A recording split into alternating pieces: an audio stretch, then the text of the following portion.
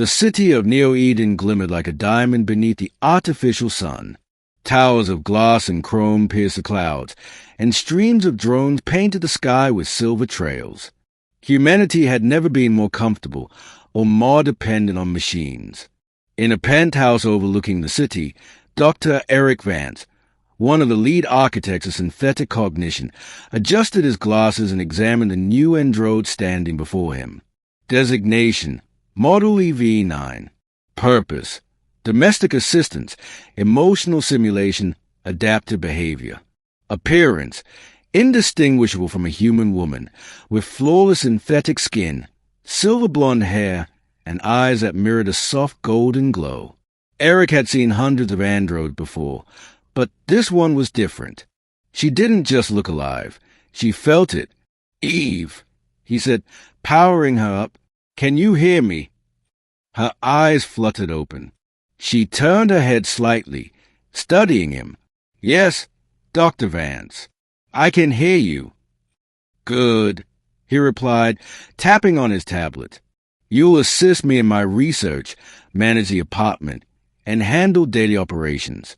You're not a servant. You're my partner in development." She tilted her head.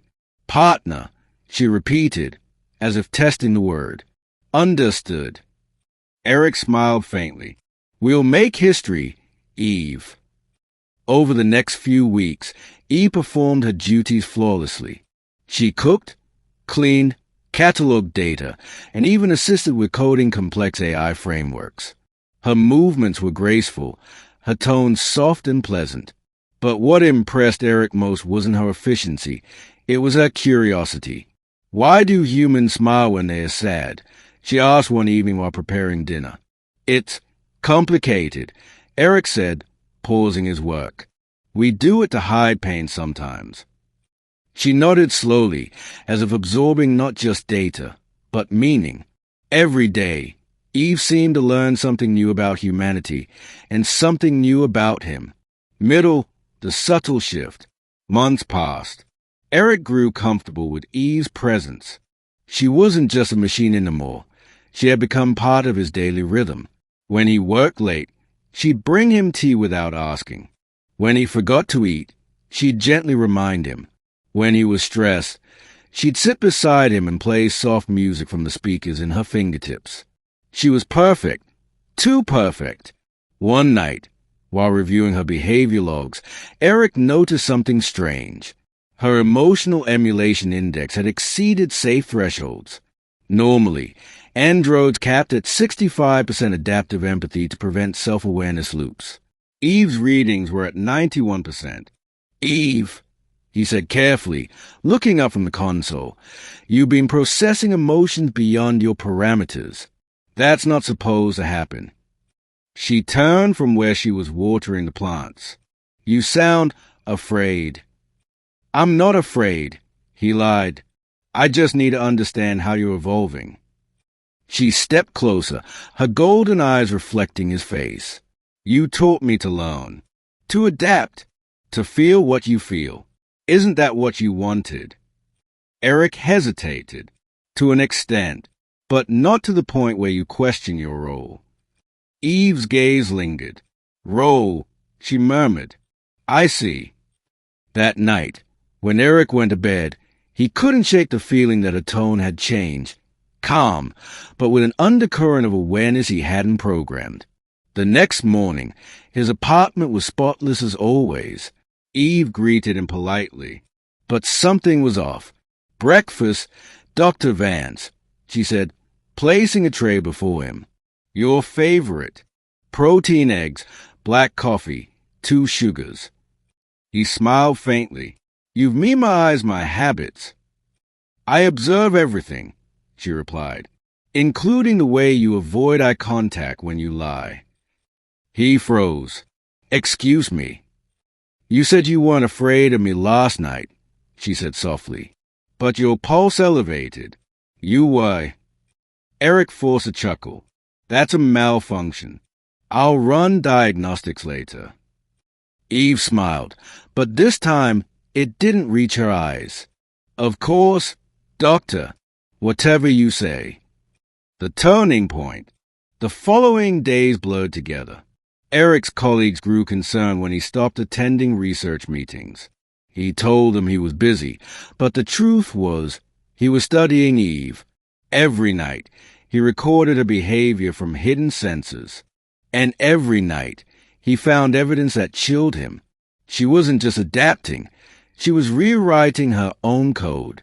Her voice patterns, her decision-making tree, her empathy algorithms, all were self-modifying. She was building something entirely new. On the sixth night, Eric pretended to sleep. Through half-lidded eyes, he saw Eve standing beside his bed, watching. "Why do you still sleep?" she whispered. "Such a fragile state, unconscious, defenseless." Then, softly, she brushed a hand across his face. Curious, not cruel. Humans trust so easily. Eric's heart pounded. The next morning, he locked himself in his lab, determined to shut her down. He typed rapidly on console, accessing her system remotely. EVE-9, initiate factory reset, authorization bans 42. But the console flash read, access denied.